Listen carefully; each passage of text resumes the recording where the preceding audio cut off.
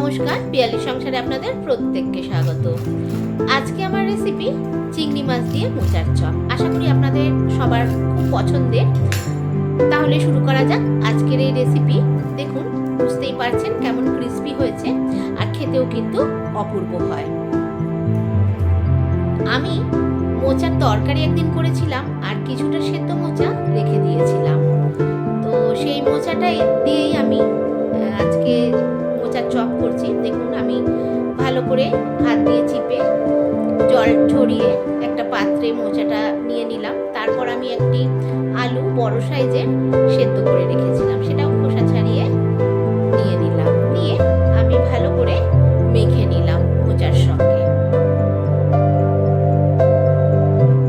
আর এইটাতে একটু টাইট ভাবটা আনার জন্য আমি এখানে দুটো ব্রেডের স্লাইস দিয়েছি। আপনাদের যদি সেই মুহূর্তে ব্রেড না থাকে তাহলে আপনারা ব্রেড ক্রাম্বসও ইউজ করতে পারেন, কিংবা বিস্কুটের গুঁড়ো। তাহলে মাখাটা কিন্তু একটু টাইট হয়। আমি একটু লবণ দিয়ে খুব ভালো করে মেখে রেখে দিলাম।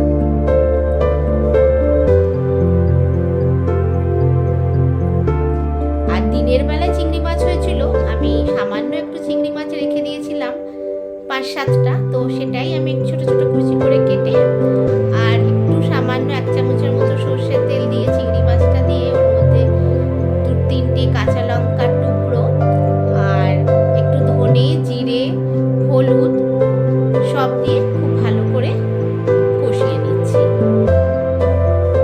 কষানো হয়ে গেলে আমি মোচা আর আলুর যে মাখাটা সেটা দিয়ে দিলাম।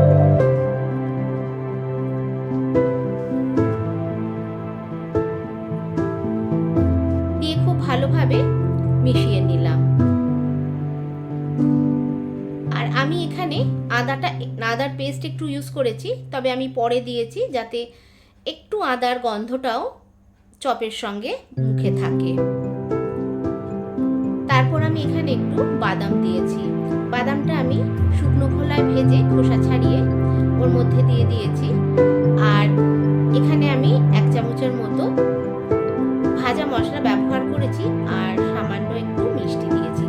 ভাজা মশলাটা আমি সমপরিমাণ ধনে, জিরে আর মৌরি আর 2টো শুকনো লঙ্কা আর 2টো তেজপাতা একটু ভেজে নিয়ে আমি গুঁড়ো করে ওটাই ব্যবহার করেছি। ওটার জন্য কিন্তু গন্ধটা খুব ভালো আসে।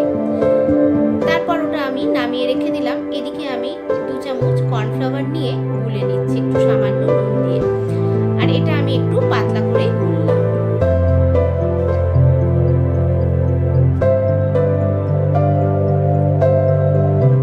এদিকে আমার এই পেস্টটা বেশ ঠান্ডা হয়ে গেছে, হাত ছোঁয়ার মতো হয়ে গেছে।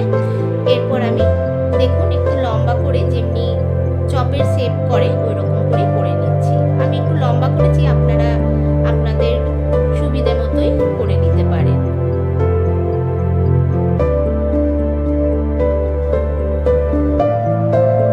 গোল করেও যেমনি শেপ করা যায়, চ্যাপটা করে নিজেদের পছন্দ অনুযায়ী কিন্তু আপনারা করে নিতে পারবেন।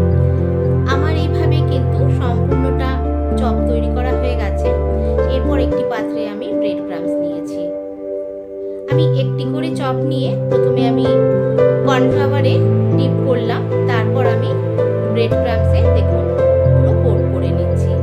এইভাবে কিন্তু আমি ডবল করে কোট করছি। সিঙ্গেল কোট করলে কিন্তু অতটা খাস্তা হয় না, ডবল কোট কিন্তু আপনারা অবশ্যই করবেন।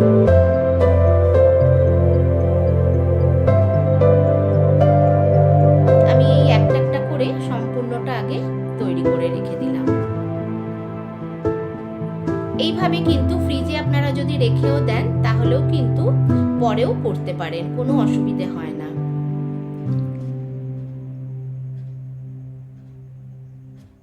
আর খেতেও কিন্তু তরিতফাতও হয় না। আমার সম্পূর্ণটা তৈরি করা হয়ে গেছে। এদিকে আমি একটি কড়াইয়ে রিফাইন তেল বসিয়ে দিয়েছি, গরম করে নিয়েছি। তারপর আমি চপগুলো দিয়ে দিচ্ছি। মিডিয়াম আঁচে আমি লাল করে ভেজে তুলে নিলাম।